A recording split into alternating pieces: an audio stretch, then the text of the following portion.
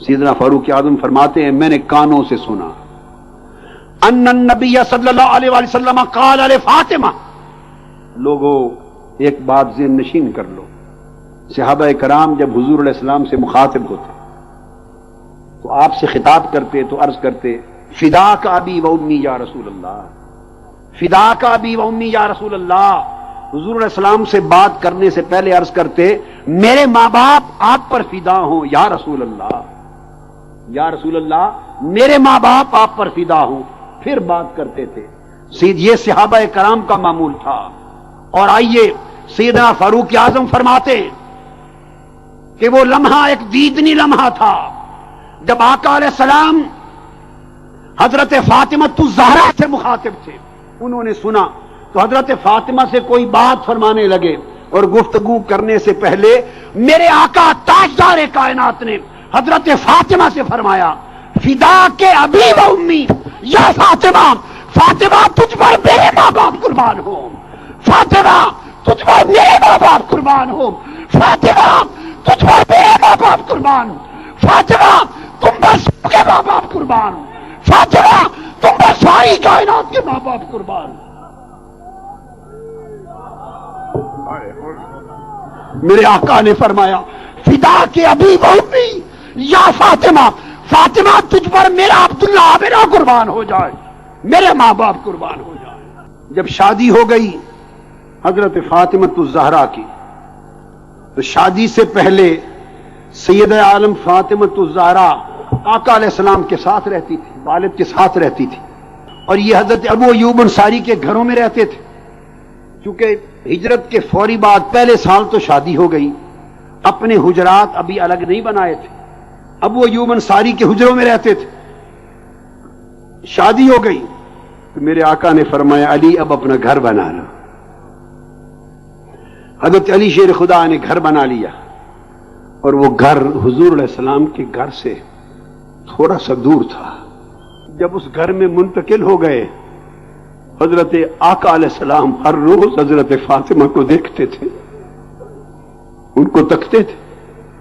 جب گھر تھوڑا سا دور لے لیا تو آقا علیہ السلام سے برداشت نہ ہوا، اتنی فرقت برداشت نہ ہوئی، اتنی دوری برداشت نہ ہوئی. اور جب تھوڑی دور ہو گئی تو حدیث میں آتا ہے کہ یہ دوری حضور علیہ السلام کے دل پر قلب انور پہ شاخ گزری، آپ کو غم ہوا، دکھ سا ہونے لگا. اور دکھ ہونے لگا تو آپ نے اس کا اظہار کیا فاطمہ ایسا نہیں ہو سکتا کہ گھر میرے قریب لے لو. قربان جائیں سید کائنات، ایسا نہیں ہو سکتا کہ آپ گھر ذرا میرے قریب لے لیں، میں آتے جاتے نماز کے لیے دیکھتا رہا کروں. سید عالم فاطمہ الزہرا رضی اللہ تعالی عنہ نے گھر بات کی، کوئی گھر اور قریب تھا نہیں. ایک صحابی تھے حضرت حارثہ بن نعمان انصاری، خزرجی تھے، ان کے گھر تھے بنو نجار میں سے. وہ آقا علیہ السلام کے حجرہ مبارک آپ کے گھر کے بالکل قریب تھے. انصاری تھے نا تو انصاریوں کے گھر قریب تھے، آپ بھی وہیں رہتے تھے، ان کے گھر بالکل متصل تھے. حضرت فاطمہ الزہرا رضی، اب یہ دیکھیے باپ اور بیٹی کی باتیں ہو رہی ہیں. آپ فرماتی بیٹی فاطمہ ایسا نہیں ہو سکتا کہ گھر میرے قریب لے لو، واپس قریب آ جاؤ. عرض کی ابا جان قریب تو گھر نہیں، حضرت حارثہ بن نعمان کے گھر ہیں حجرے بالکل قریب. اگر آپ ان کو کہہ دیں کہ ہمارا گھر ایک اپنے گھر کے ساتھ بدل کر لیں، تبدیل کر لیں، آپس میں تبادلہ ہو، تو ہم آپ کے گھر والے قریب گھر میں آ جائیں. جب حضرت فاطمہ الزہرا نے عرض کیا تو آقا علیہ السلام نے فرمایا استحییت ان اکلم حارثہ، فاطمہ میں حارثہ سے یہ بات کیسے کروں، مجھے شرم آتی ہے. یہ باتیں ہو رہی تھی، کسی نے سن لی اور حضرت حارثہ بن نعمان تک پہنچ گئی. بات ان تک پہنچ گئی کہ آقا کا دل مغموم ہے اور اتنی دوری بھی فاطمہ کے گھر کی برداشت نہیں کر سکتے، چاہتے ہیں قریب آ جائے اور قریب گھر نہیں.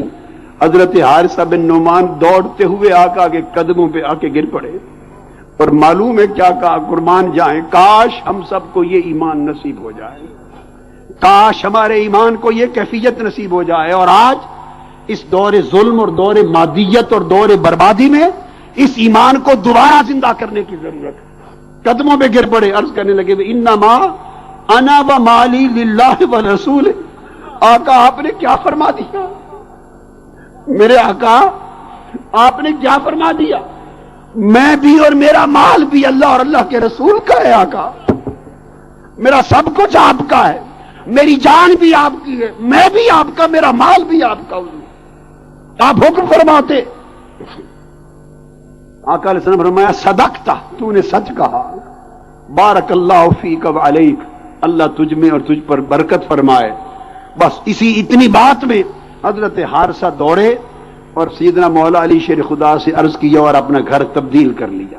اور حدیث میں آتا ہے کتنا قریب تھا، پھر اس گھر کی خوبی کیا تھی، شروع سے تھی یا بنا دی گئی، شاید بنا دی گئی ہو، اس میں پھر ایک کھڑکی تھی، ادھر بھی کھڑکی تھی، سوراخ تھا، کھڑکی تھی، اس کھڑکی سے میرے آقا جاگ کر حضرت فاطمہ کو دیکھ،